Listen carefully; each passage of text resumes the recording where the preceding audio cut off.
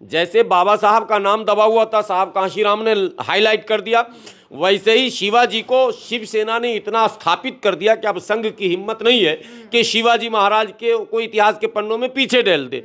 तो अब उनको घुमा कर फिरा कर और इस तरह का कैरेक्टर बना देना कि भाई उनके परिवार में तो ऐसे भी लोग थे जो मुगलों तक मुखबिरी कर रहे थे, ये सारे बकवास और फेक हैं। और उस परिवार को बिल्कुल ये अधिकार है कि वो डायरेक्टर पर मुकदमा करे। एक अहम बात औरंगज़ेब के विषय में जानना ज़रूरी है। मैंने वो शासनकाल तो बताया 300, 400, 500 साल का पूरा, लेकिन औरंगज़ेब अकेले, भारत के इतिहास में औरंगज़ेब पहले शासक हैं जो अकेले। कार द जनता लाइव देख रहे हैं आप और मैं हूं आपके साथ पूजा। हाल ही में एक फिल्म रिलीज हुई।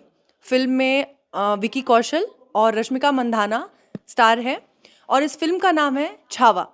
फिल्म ने हालांकि बॉक्स ऑफिस पर काफ़ी अच्छी कमाई की, लोगों ने इसे काफ़ी पसंद किया क्योंकि फिल्म एक ऐसे अनसंग हीरो के बारे में है जिनके बारे में बहुत कम लोग जानते हैं। युवाओं को खासकर इनकी जानकारी ना के बराबर थी। ऐसे में छत्रपति शिवाजी महाराज के बड़े बेटे संभाजी महाराज के जीवन पर आधारित ये फिल्म अब बॉक्स ऑफिस पर काफ़ी अच्छी कमाई कर रही है। लेकिन कमाई के साथ ही इस फिल्म को लेकर अलग तरीके की एक कंट्रोवर्सी भी सामने आ रही है। कंट्रोवर्सी ये कि अब इस फिल्म को लेकर एक बार फिर से, क्योंकि इस फिल्म में जो खलनायक है वो मुगल है, इस वजह से अब एक बार फिर देश में जो माहौल है वो गर्मा चुका है। जो कुछ तथाकथित हिंदू, जो अपने आप को तथाकथित हिंदू धर्म के रक्षक बताते हैं, जिनमें दक्ष चौधरी एक नाम है जो आए दिनों सुर्खियों में रहते हैं, ऐसे कुछ युवाओं ने मिलकर दिल्ली के अकबर रोड, बाबर रोड और हुमायूं रोड के बोर्डों को काला कर दिया। वहाँ छत्रपति शिवाजी महाराज के पोस्टर्स लगा दिए और उन्होंने उनका दूध से अभिषेक भी किया। साथ ही वो वहाँ ये भी ऐलान करते नजर आए कि अगर इस तरीके के नाम नहीं बदले गए, इनका नाम नहीं बदला गया, तो इसके जो परिणाम होंगे देश में वो बहुत घातक हो सकते हैं। अब आए दिनों इस तरीके की हम जो तस्वीरें हैं देश भर में वो देखते रहते हैं और इस फिल्म के बाद इसका एक अलग नैरेटिव भी हम देश भर से देख रहे हैं। अलग अलग राज्यों में इसको लेकर जो माहौल है वो गर्माता जा रहा है। इन तमाम मुद्दों पर और इस तरह की जो कंट्रोवर्सीज हो रही हैं, इस तरीके से जिसको नैरेटिव को सेट किया जा रहा है देश में, इसे लेकर क्या कुछ माहौल बन रहा है, उस तमाम मुद्दे पर हमारे साथ बात करने के लिए मौजूद हैं हाफिज़ गुलाम सरवर। परिचय के मोहताज नहीं है। तो सर, सबसे पहले तो बहुत स्वागत आपका द जनता लाइव पर। और जैसा कि मैंने आपको अपने इंट्रो के जरिए बताया कि किस तरीके से एक फिल्म को, एक इतिहास के चरित्र के ऊपर आधारित फिल्म को अब इस वर्तमान समय में एक अलग नैरेटिव दिया जा रहा है। औरंगज़ेब क्योंकि इसमें जो है वो दुश्मन के रूप में है, तो अब उस फिल्म को आज के नैरेटिव में जो युवा सेट करने की कोशिश कर रहे हैं, हिंदुओं के जो मसीहा बनते हैं, उसे लेकर आपको क्या लगता है समाज में कैसा संदेश जा रहा है? देखिए, पहली बात तो हम लोग विशुद्ध रूप से सामाजिक कार्यकर्ता हैं और फिल्मों पर या इस तरह के स्पॉट्स पर और इस तरह की जो सेक्शन है उन शोबों पर ज़्यादा नज़र भी नहीं रहती। लेकिन जब कंट्रोवर्सी होता है, बात आती है, तो आप जैसे पत्रकार लोग आते हैं, सवाल जब समाज के बीच उत्पन्न होता है कुछ मामला, तो सवाल जवाब का दौर शुरू होता है। तो कल भी एक फ़ोन आया था कि सर छावा पे आपकी इंटरव्यू मैं चाहता हूँ। तो मैंने कहा यार, फिल्मों के ऊपर ना ही हमसे लिया जाए तो ज़्यादा बेहतर है। लेकिन मुझे भी लगा कि नहीं, चूँकि हिस्ट्री से जुड़ा हुआ है, हिस्ट्री को के साथ छेड़छाड़ का मामला है, तो प्रथम दृष्टिया तो मैं देश के लोगों से, आपके व्यूवर्स से विशेषकर कहूँगा कि फिल्म को, जैसे वो एक गाना था ना, प्यार को प्यार ही रहने दो, कोई नाम न दो, तो फिल्म को फिल्म ही रहने दें, इसको हिस्ट्री का पार्ट ना समझा जाए। ये आर्टिफिशियल है, एक मनोरंजन का साधन है। हाँ, एक बात सत्य है कि फिल्म समाज का एक दर्पण भी है। कहीं ना कहीं समाज के उन पहलुओं को फिल्म के द्वारा उजागर करने का प्रयास अक्सर किया जाता है, जो अनछुए पहलू आप कह लें या अदृश्य पहलू जो समाज की नज़र से कहीं ना कहीं दूर रहता है। लेकिन कई ऐसे फिल्म भारत में बने जिसके निर्माण से लेकर और प्रदर्शन तक हमेशा कंट्रोवर्सी रहा, उसमें सवाल उठते रहे। आपको एक, मैं छावा पर आ रहा हूँ, लेकिन आपको एक मैंने पृष्ठभूमि समझाना ज़रूरी है। अभी एक फिल्म आई थी द केरला स्टोरी, आपने देखा ही होगा, उस पर भी विवाद छिड़ा था। द केरला स्टोरी के ऊपर जब विवाद हुआ तो मैं भी एक बड़े चैनल पर बैठा था, तो मैंने ये सवाल उठाया कि ये जो एग्जैक्ट एक डिजिट लिखा गया कि इतनी लड़कियां ISIS में शामिल हो गई, उसमें तादाद 30,000 बताई गई थी या 33,000। मैंने कहा यह आंकड़ा कलेक्ट कैसे हुआ, वो सोर्स क्या था, और अगर वो सोर्स इनके पास है तो पहले इन पर मुकदमा कीजिए, क्योंकि NIA और दूसरी एजेंसियां क्या कर रही थी कि ISIS जैसी संगठन हमारे भारत देश में 30,000 तो छोड़ दो, आप 3,000 भी छोड़ दो, अगर 3 भी ऐसा केस मिलता है तो देश की सुरक्षा के लिए ये खतरा है। तो फिर इन्होंने फिल्म भी बना लिया, इन्होंने सोर्स भी बना लिया, इन्होंने एविडेंस भी ढूंढ लिया और सब वो इंटरव्यू भी ले लिया। ये सब कैसे संभव हुआ? और देश की सुरक्षा और एजेंसियां खामोश भी हैं, और इसको चलचित्र पर चलाया भी जा रहा, सारे सिनेमा हॉल में चल भी रहा, और इस पर सीना तान कर एक पक्ष विशेष कथित तौर पर जो आजकल नए देशभक्तों की टीम है वो करेगी बिल्कुल हो रहा, ये तो 33,000 वहां हुआ, 34 वहां होगा, 35 वहां होगा, पूरा देश ISIS के कब्जे में चला जाएगा। तो फिल्मों को इस तरह से प्रस्तुत किया जा रहा था। मैंने वहां ये कहा, तो उसमें फिल्म के जो प्रोड्यूसर डायरेक्टर थे वो भी थे, चूंकि बड़ा चैनल था। तो मैंने कहा आज आप यही जवाब दीजिए कि किस सोर्स से आपने यहाँ डेटा कलेक्ट किया। तो उन्होंने कहा जी नहीं, हमारे पास जो डेटा वो सिर्फ 3 का है, और वो उस 3 के डेटा को एजेंसियां भी मान चुकी हैं। तो मैंने कहा आपने फिर 33,000 बोला, वो फिल्मों को चलाने ये है। तो मैं ये इसलिए स्टोरी बता रहा हूँ आपको कि आप छावा जिस कैरेक्टर को ये दिखाना चाह रहे हैं, जाहिर सी बात है फिल्म बनाने वाले के पीछे उसके मन मस्तिष्क में कुछ तो प्लानिंग, कुछ तो योजना होता ही है। अभी पिछले कई वर्षों से, या यूं कह लें कि 1 दशक से लगभग, पहले तो फिल्म दुनिया में काम करने वाले जो हीरो हीरोइन माने कलाकार हैं उनकी भूमिका पर भी बहस हुई। खान ब्रदर्स को नहीं आने देंगे तो शाहरुख का विरोध करेंगे, तो सलमान का विरोध करेंगे, तो आमिर का विरोध करेंगे, तो लेखक का विरोध करेंगे, तो गाने का विरोध करेंगे। ये करते करते करते करते सेंसर बोर्ड ने धीरे धीरे ऐसे फिल्मों के निर्माण की एक मंडली खड़ी की है जो लगातार, दो कश्मीर वाल के ऊपर भी आपने वो फिल्में देखी, the Kashmir file, total fabricated था और आर्टिफिशियल था, एक माइंड का उपज था। एक संगठन है जो 100 साल से हमारे देश में समाज के अंदर विद्वेष, घृणा, नफरत कैसे जड़ पकड़े उस पर काम कर रही है, उसने फिल्मों का भी सहारा लिया है, और ये छावा उसी का एक पार्ट है। अब आप आ जाइए, चूंकि औरंगजेब के कैरेक्टर पर भी देश में कई वर्षों से डिबेट हो रहे हैं, ये कोई पहला डिबेट नहीं है। औरंगजेब के कह रहे हैं औरंगजेब कितना क्रूर था, कितना निर्मम था, निर्दयी था, कितना जाबिर था, जालिम था, उसने कितने मंदिर तोड़ दिए, उसने कितने गरीबों के घर उजाड़ दिए, उसने कितने बुलडोजर चला दिए, इत्यादि इत्यादि। इस पर लगातार 2 तरह के इतिहास को रखा जाता है। एक इतिहास जो सत्य इतिहास है उसे सीधे सीधे कह दिया जाता है कि ये तो वामपंथी विचारधारा है, और जो फॉल्स इतिहास है उसे कहा जाता है ये राष्ट्रवादी विचारधारा। अब किसको किसको क्या माना जाए? इलाहाबाद के एक प्रोफेसर हैं जो गवर्नर भी रहे, राज्यसभा में भी गए, बड़े राजनेता भी रहे, बड़े इतिहासकार भी रहे और ब्राह्मण भी हैं। उन्होंने अपने इतिहास की किताब में औरंगजेब का जो चित्रण किया तो उसने औरंगजेब को बहुत दूरगामी और बहुत ही न्यायप्रिय और धर्मनिरपेक्ष छवि का प्रस्तुत किया। उसने ये कहा कि जहां उन पर मंदिर तोड़ने के आरोप हैं वहीं मंदिरों में दान मतलब 1-2 रुपये, 1-2 लाख नहीं, एकड़ की एकड़ जमीनें दान देने के, और साथ में मंदिर के नवनिर्माण की व्यवस्था करने के, वहां आने वाले श्रद्धालुओं के रुकने, कुंभ की तरह नहीं, भगदड़ वाला नहीं, अच्छी व्यवस्था करने के, ये प्रमाण उन्होंने प्रस्तुत किए। मैं अभी अपनी तरफ से कुछ नहीं कह रहा हूं। तो एक ये बात आई। दूसरी, जहां मंदिर तोड़ने के इतिहास हैं वहीं मस्जिद भी तोड़ने के इतिहास हैं, और औरंगजेब ने एक मस्जिद को भी ध्वस्त किया था। अब इसके पीछे की कहानी ये लंबी हो जाएगी, हमको छावा पे आना है। तो औरंगजेब के कैरेक्टर, अभी जो लेटेस्ट काशी विवाद है या मथुरा विवाद है, इसको भी औरंगजेब से ही जोड़ा जाता है। उस मस्जिद को भी और मंदिर को भी औरंगज़ेब से जोड़ा जाता है।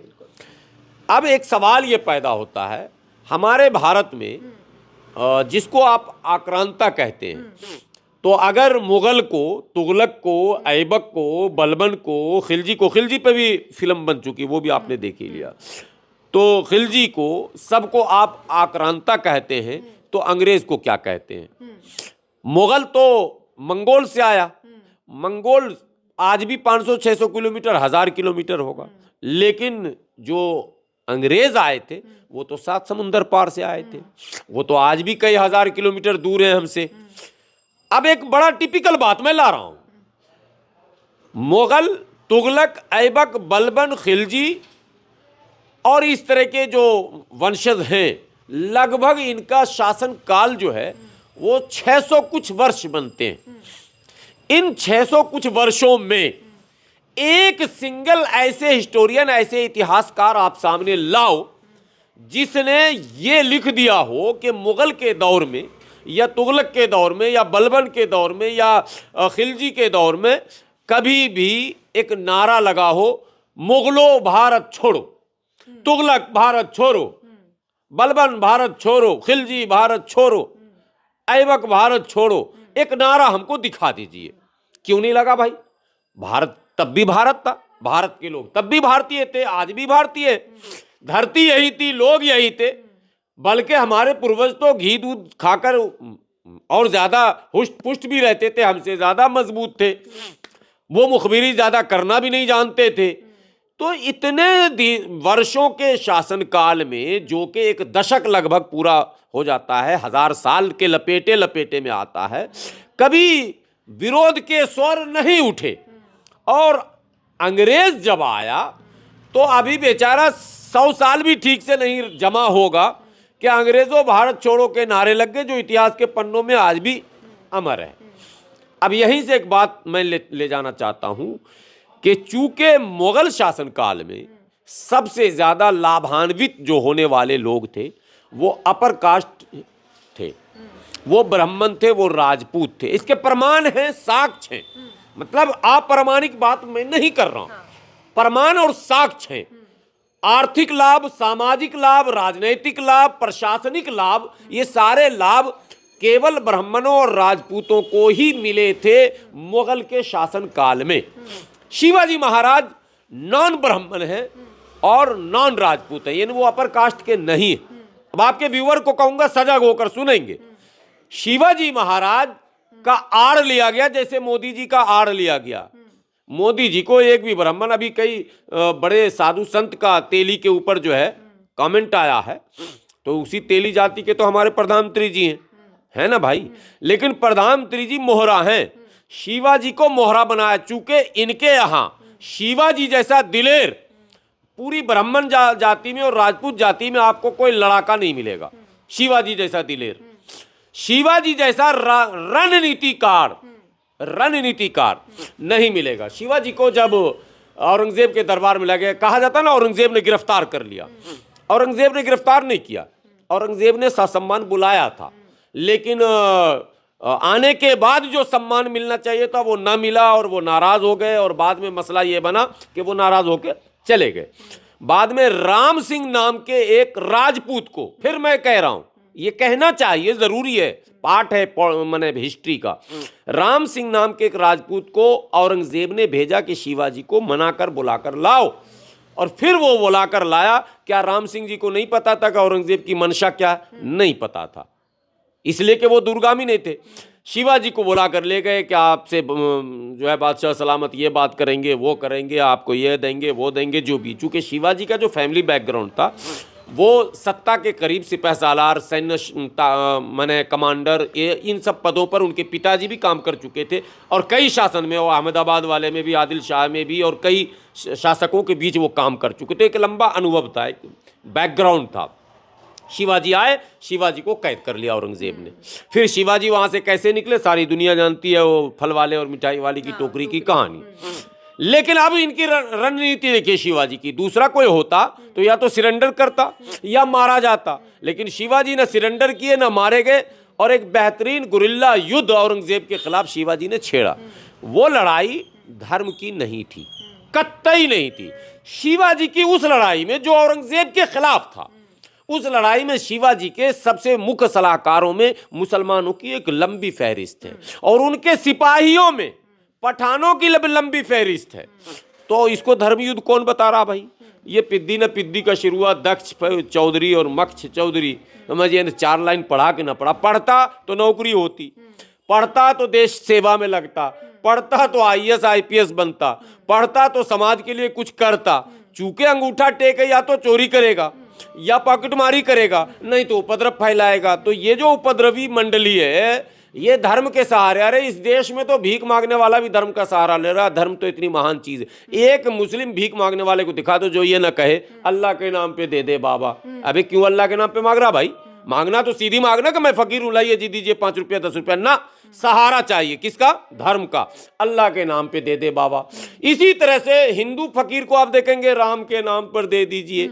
धर्म के नाम पर भीख भी मांगा जा रहा, धर्म के नाम पर वोट भी मांगा जा रहा, और धर्म के नाम पर क्राउड फंडिंग करने का ये चिंटू पिंटू ने नया तरीका निकाला। कुछ मुसलमान भी सक्रियता दिखाते रहते हैं, मैं ये कर दूंगा, मैं वो कर दूंगा। ये सब बेकार की बातें।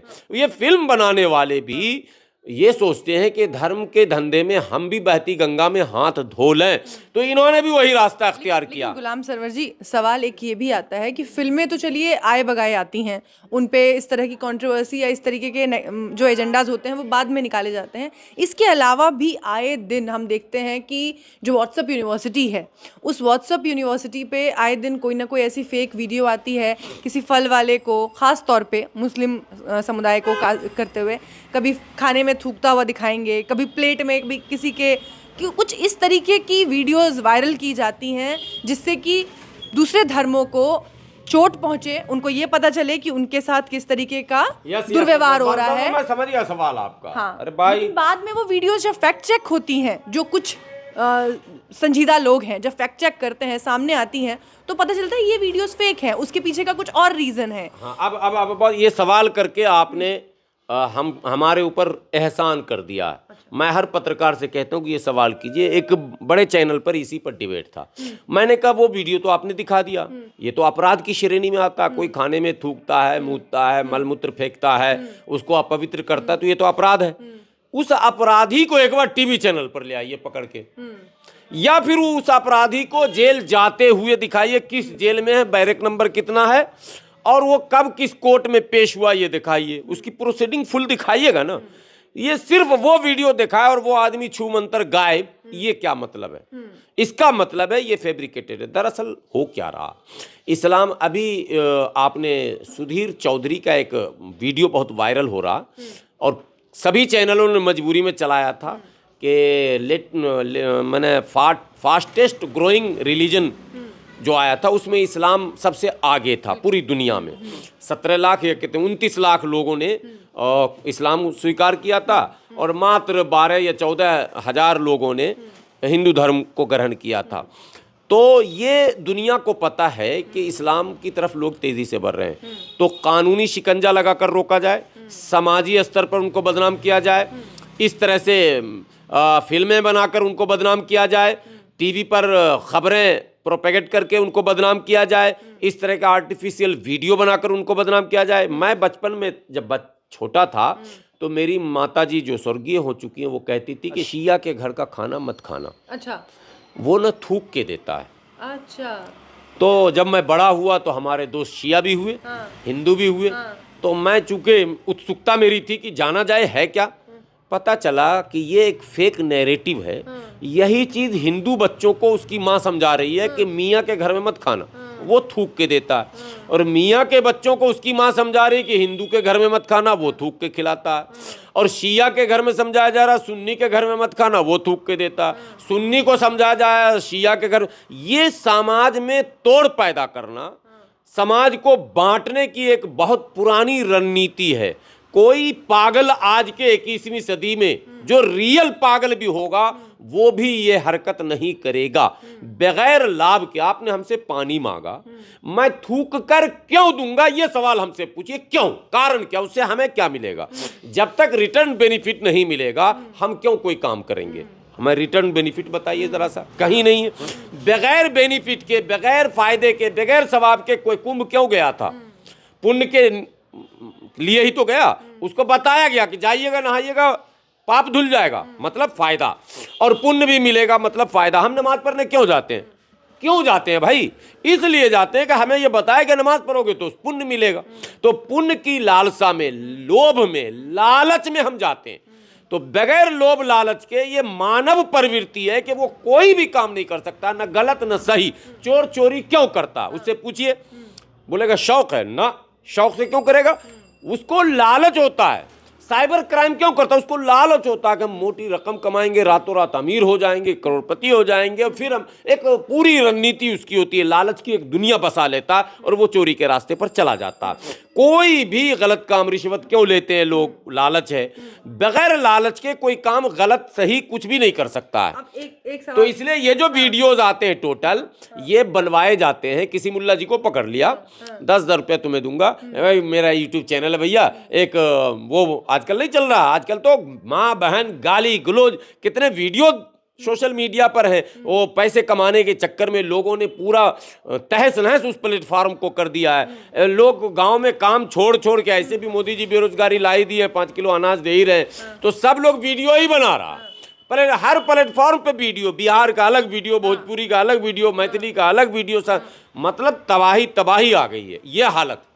अब गुलाम सरवर जी, एक सवाल और ले लेते हैं। जैसे आपने छत्रपति शिवाजी महाराज के बारे में जिक्र किया कि किस तरीके से एक राजपूत राम सिंह जी ने उनको दोबारा बुलाया और उनको फंसाया, उसी तरह से जो ये फिल्म है छावा, जिसका कि एक नैरेटिव अलग, जिस पर हमने जिक्र किया, उसके अलावा एक और मुद्दा इस मामले में ये आता है कि इस मामले में भी जो संभाजी महाराज है, उनकी ही जो पत्नी थी, उन्हीं के दोनों भाई कान्होजी और गणोजी, जो जिनका नाम इस फिल्म में बताया गया है, उन पर इल्ज़ाम लगाया गया कि उन्होंने औरंगज़ेब के साथ मिलकर उन्होंने उनके ठिकाने की जगह बताई और इस वजह से उन्हें औरंगज़ेब पकड़ पाया, वरना औरंगज़ेब उन्हें कभी पकड़ नहीं पाता। अब इस मामले को लेकर जो उनके वंशज हैं, गणोजी और कान्हा जी, उनके वंशज, उनका कहना है कि उनके जो रह चुके हैं पुरोधा, उनके ऊपर एक गलत लांछन लगाया जा रहा है, इतिहास से छेड़छाड़ की जा रही है। जबकि जो इसके डायरेक्टर है वो माफ़ी भी मांग चुके हैं उनके परिवार से, लेकिन फिर भी उनका कहना है कि वो कम से कम 100 करोड़ की मानहानि का दावा ठोकेंगे फिल्म पर। और इस तरीके से, क्योंकि उनके जो पुरखे रह चुके हैं उन पर इस तरीके का गलत इल्ज़ाम लगाया जा रहा है, इतिहास से छेड़छाड़ की जा रही है।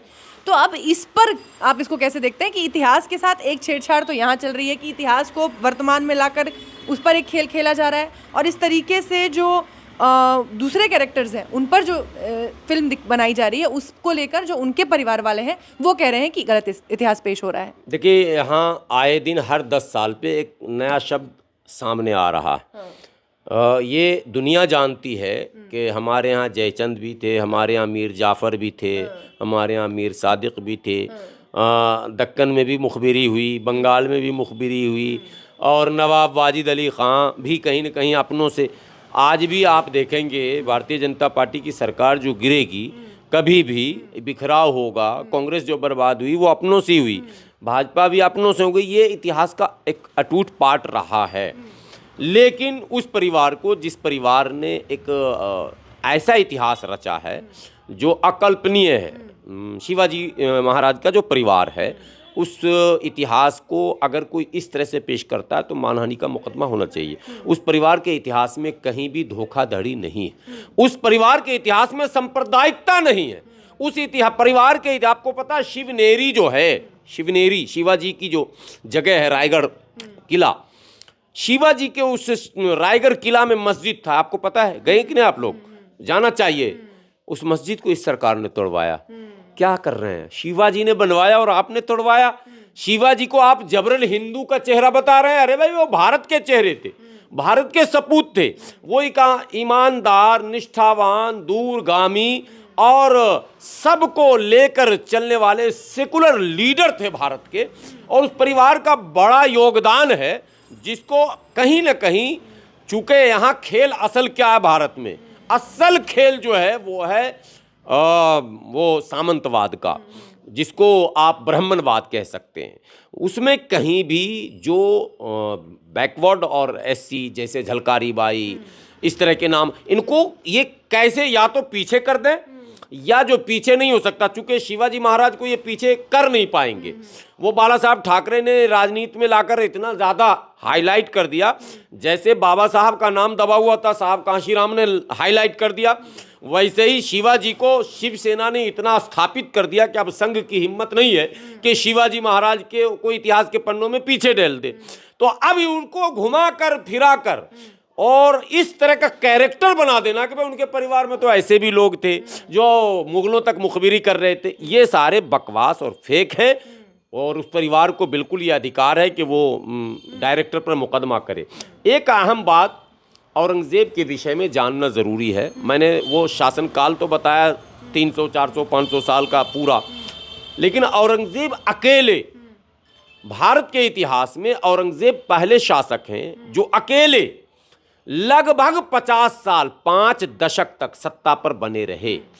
और वो कंधार से दक्कन तक जो क्षेत्रफल था, औरंगज़ेब के शासनकाल में भारत का जो क्षेत्रफल था वो अखंड भारत, जो परिकल्पना जो की जा रही है वो अखंड भारत औरंगज़ेब के ज़माने में था, बाकी किसी ज़माने में संभव नहीं हो पाया। ठीक है, इसलिए औरंगज़ेब के विषय में, औरंगज़ेब को किसी ने रणभूमि में नहीं मारा, औरंगज़ेब किसी अपनों से धोखा खा के नहीं मारा गया, वो बीमार होकर मरा अंतिम में, और दक्कन में मरा और उसकी कब्र मौजूद है, जिस पर विवाद होता रहता समय समय पर, क्यों गए क्यों गए।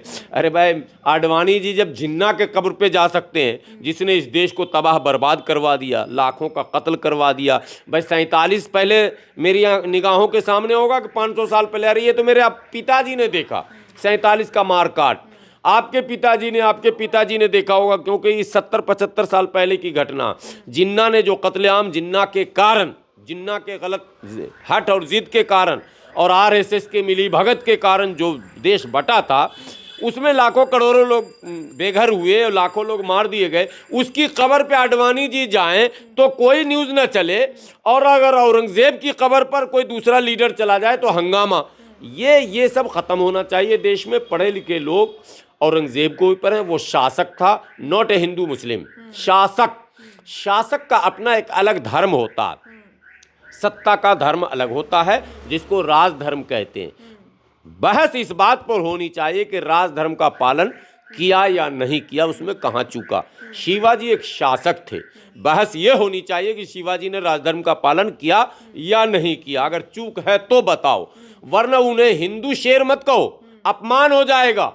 वो मुसलमानों के भी शासक रहे, उनके सेना में भी मुसलमान रहे, उनके शासना का जो क्षेत्र था उसमें भी मुस्लिम रहे। वो रायगढ़ में, महाराष्ट्र चले जाओ, रायगढ़ में सबसे ज्यादा मुसलमान, सबसे ज्यादा। ये तो प्रमाण है, ये आज भी प्रमाण है कि रायगढ़ जिला जो है, रायगढ़ से तो जीत के आते थे यार अंतुले, लोगों को पता नहीं, तो भुलक्कर लोग हैं ना।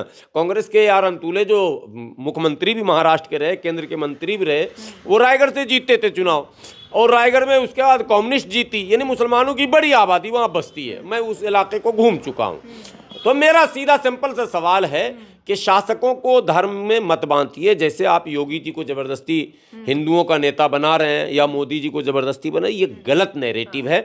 और फिल्मों को भी धर्म से मत जोड़िए। तो मतलब फिल्म ये जो को बाबर, अकबर और हुमायूं के नाम पे सड़कें हैं दिल्ली में, आपको लगता है कि ये रहनी चाहिए, इनको बदल के किसी हिंदू लीडर जैसे छत्रपति शिवाजी महाराज या संभाजी महाराज के नाम पे कर दिया जाए? तो शिवाजी महाराज के नाम पर नहीं है क्या यहाँ? नहीं, उसको बदल के कर दिया जाए। बदल के क्यों करेंगे? अगर सम्मान सबका हो रहा है तो आपके पेट में दर्द क्यों हो रहा है? शिवाजी के नाम से स्टेडियम है, शिवाजी के नाम से टर्मिनल है, शिवाजी के नाम से रोड है, शिवाजी के नाम से बहुत सारे ट्रेन्स हैं, बहुत सारी चीज़ें हैं शिवाजी के नाम से, और होनी भी चाहिए। और अरे छोड़िए ना, आप अकबर की बात कर रहे हैं, मान सिंह रोड भी है यहाँ। आपने देखा ना, मान सिंह रोड भी है यहाँ तो ऐसे ऐसे नाम का सड़क है कि जिस अंग्रेज के खिलाफ देश में बगावत हुआ था, ये लोटियन जोन उस अंग्रेज ने डिज़ाइन किया।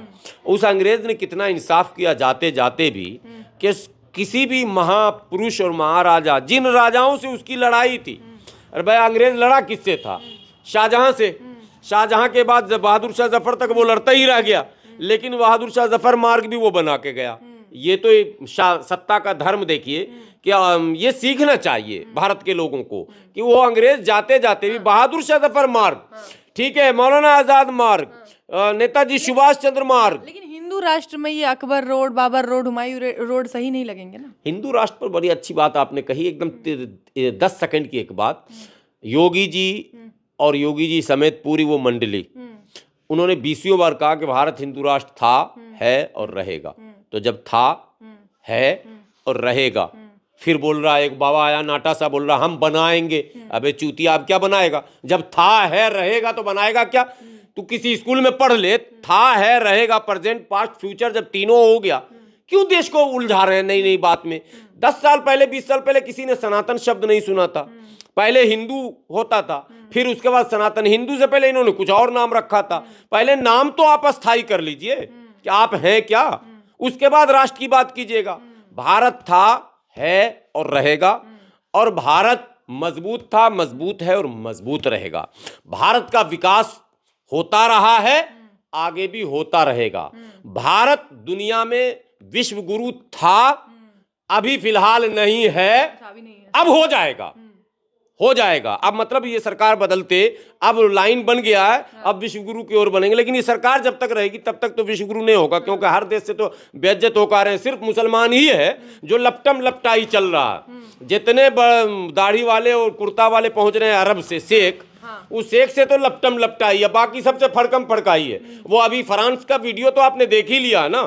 फ्रांस के वीडियो में तो कितना सम्मान हमारे प्रधानमंत्री जी का हुआ है। वो यहाँ के प्रधानमंत्री जी को भी वीडियो देखना चाहिए। भक्त तो देख ही रहे हैं बेचारे। अमेरिका दौरा भी देख लिया। अरे धन है वो अरब देश, जिस अरब देश से हमारे इतने मधुर संबंध पहले ही हमारे नेताओं ने बना लिए थे, वो मित्र देश जो आज भी आ रहा। एक तो कुर्ता उसा उब्बा जुब्बा रहता ही ऐसे, वो पूरे जुब्बा में मोदी जी को घुसेर ले रहा, समझे ना, और गला ऐसा मिल रहा कि दोनों का मुंडी पता ही नहीं चल रहा। ये सब चीज़ बंद होनी चाहिए। भारत को भारत रहने दीजिए। हिंदू राष्ट्र, मुस्लिम राष्ट्र, सिख राष्ट्र, बुद्धिस्ट राष्ट्र, इस चक्कर में पड़िएगा तो मामला आगे बढ़ेगा। ये दलित राष्ट्र भी बनने की मांग उठ सकती है, बात समझिए। आदिवासी राष्ट्र भी बनने की मांग उठ, सबके अपने अधिकार हैं। और खालिस्तान का तो उठ ही गया था ना बीच में। एक फेक नैरेटिव बनाया गया कि 2047 तक यहाँ इस्लामिक राष्ट्र भी बनाएगा। आपको वो भी सुने होंगे, पीएफआई पर यह आरोप लगाया गया था। ये सारे फेक नैरेटिव इसलिए बने थे कि इनका अपना एजेंडा है कि हमें मनुस्मृति 2047 तक लागू कर देना है, तो सहारा इस्लाम का लेना। अरे भैया, इस्लाम का क्यों सहारा ले रहे हैं? आप स्वतंत्र हैं, आप मनुस्मृति पर अमल कीजिए ना भाई। हम कुरान पर अमल करते हैं, आप मनुस्मृति पर अमल कीजिए। ये अपने अपने अंदर की बात है। देश संविधान से चलेगा, बाहर की दुनिया संविधान पे रहेगी, सड़क पर संविधान रहेगा हमारे लिए आइडियल। घर के अंदर मनुस्मृति और कुरान और गीता और रामायण और वेद सब कुछ चलेगा, और ये संविधान हमको इसकी इजाज़त भी देता है। चलिए, बहुत बहुत शुक्रिया हाफिज़ गुलाम सरवर जी इन तमाम मुद्दों पर हमसे बातचीत करने के लिए और अपनी राय रखने के लिए। धन्यवाद।